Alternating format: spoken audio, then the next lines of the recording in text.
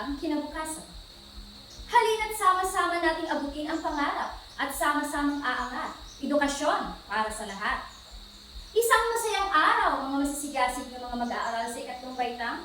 Ako ang inyong lingkod, Ginang Jolaren Garcia Aguilar, at maaari ninyo akong tawagin, Teacher Jolie. Ang inyong tulay sa pagkatuto para sa asignaturang Araling Panlipunan. Tara na! Samahan ninyo ako. Isang masayang araw sa inyong lahat. Bago tayo magsimula sa ating klase, mangyari lamang magsitayo ang lahat para sa isang panalangin. Jessa, paunahan mo. Sa ngalan ng Ama, ng Anak, at ng Espiritu Santo. Amen. Sa ngalan ng Ama, ng Anak, at ng Espiritu Santo. Amen. Magandang umaga sa inyong lahat. Magandang umaga din naman. Bago kayo magsiupo sa inyong mga upuan, mangyari lamang pakipulot ng inyong mga basura o mga kalat na nakapaligid sa inyong mga upuan at pakitapon ang mga ito sa basurahan. Maaari na kayong magsiupo. Ngayon, maaari ko bang malaman kung sino ang liban ngayong araw sa klase? Mahusay! Palakpakan ninyo ang inyong mga sarili dahil walang lumiban sa ating klase ngayon. Bago tayo magpatuloy sa ating pag-aaral ngayong araw, mayroon lamang ako mga munting paalala dito sa ating silid-aralan. Una, umupo ng maayos. Pangalawa, tumingin at makinig sa inyong guro. At ikatlo, itaas ang kanang kamay kung may nais kayong linawin at sabihin.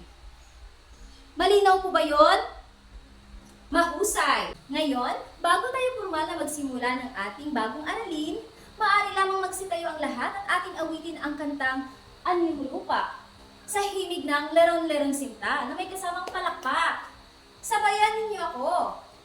Mga anyong lupa dito sa ating bansa, lambak kapatagan, yaman itong bayan, kalampas at bulkan, ay gandang pagmasdan, murol kabundukan, ating alagaan. Isa pa. Mga anyong lupa dito sa ating bansa, lambak kapatagan, yaman itong bayan, kalampas at bulkan, kay gandang pagmasdan, burol kabundukan, ating alagaan. Magaling! Palakpakan ninyo ang inyong mga sarili. Ano-anong mga anyong lupa ang nabanggit sa kanta? Yes, Jay. Tama! Merong lambak at kapatagan. Ikaw naman, Jose. Mahusay, talampas at bulkan. Ikaw naman, Cyril. Tama, burol at kabundukan. Nakakita na ba kayo ng mga ganito? Lambak, kapatagan, talampas, bulkan, burol at kabundukan. Nakita niyo na ba ang mga ito sa personal? Wow, kahanga-hanga. Magbigay kayo ng ibang uri ng anyong lupa. Tama! Ngayon, meron akong idinikit na mga larawan ng iba't ibang anyong lupa dito sa pisara at nais kong hulaan ninyo kung ano ang mga ito. Mahusay! Kahanga-hanga ang inyong galing! Sa tingin ninyo, ano kaya ang pag-aaralan natin sa araw na ito? Tama! Mga anyong lupa. Ang pag-aaralan natin ngayong araw ay tungkol sa mga anyong lupa.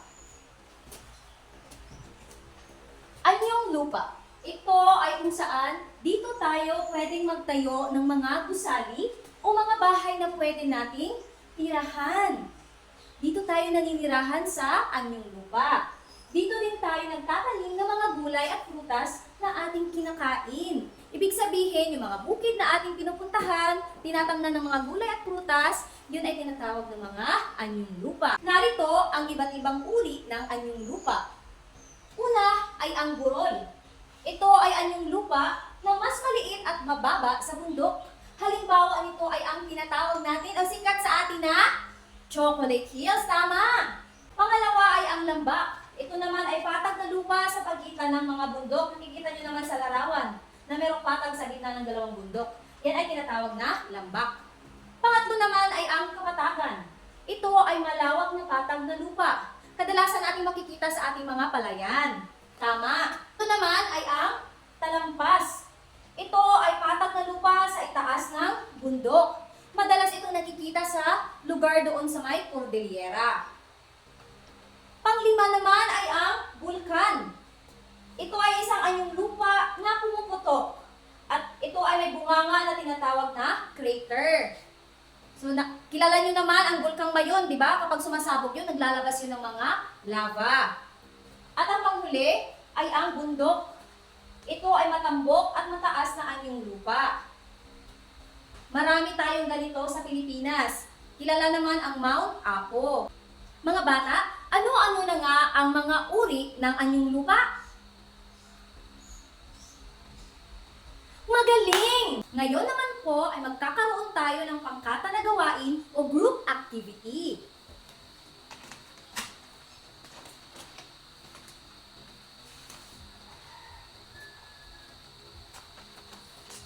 Kayo ay hahatiin po sa 3 pangkat.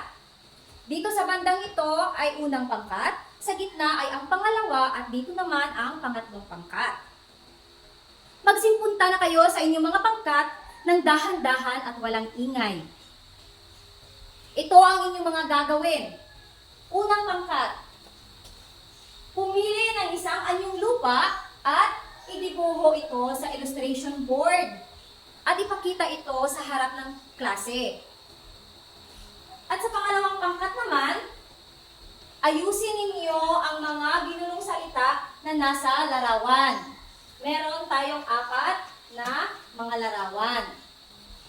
At sa pangatlong pangkat naman, magbigay kayo ng 3 paraan para mapangalagaan ang ating mga anyong lupa. Isulat ang sagot sa loob ng organizer. Ganito. Dapat ganito ang itsura kapag ipapakita nyo ito sa harap ng klase. Mayroon kayong 5 minuto upang gawin ang mga ito. Ngayon ay oras na upang ilahad na ninyo sa harap ng klase ang inyong mga nagawang gawain. Unang pangkat. Magaling! Bigyan natin sila ng Allen Junisha clap. 1, 2, 3, 1, 2, 3. Very good, very good, very good. Ngayon, ang pangalawang pangkat naman. Mahusay! Bigyan natin sila ng good job clap. 1, 2, 3, 1, 2, 3. Good job! At ang panghuling pangkat, ang pangatlong pangkat. Ayos! Bigyan natin sila ng Darna clap. 1, 2, 3, 1, 2, 3. Ding ang bato, Darna! Ngayon ay kumuha kayo ng sangkapat na papel at sagutan ninyo ang mga sumusunod. Hanapin sa hanay B ang tamang sagot sa hanay A. Meron lamang kayong 3 minuto upang sagutan ang mga ito. Sino ang nakakuha ng 5 puntos? Wow, magaling mga bata! Sino naman ang hindi nakakuha ng 5 puntos o merong pinakamababang puntos? 1 punto lamang. Mahusay! Kayo ay mabilis na natuto sa ating aralin ngayong araw. Magaling mga bata! At para naman sa inyong takdang aralin, sa isang malinis na papel, isulat ang mga kilalang anyong lupa na matatagpuan natin dito sa ating bansang Pilipinas. Magbigay lamang ng 5 halimbawa. Meron pa ba kayong mga katanungan mga bata?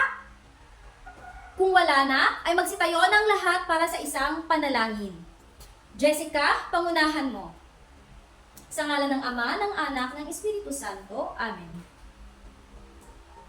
Sa ngalan ng Ama, ng Anak, ng Espiritu Santo. Amen. Maraming salamat, Grade 3. Paalam!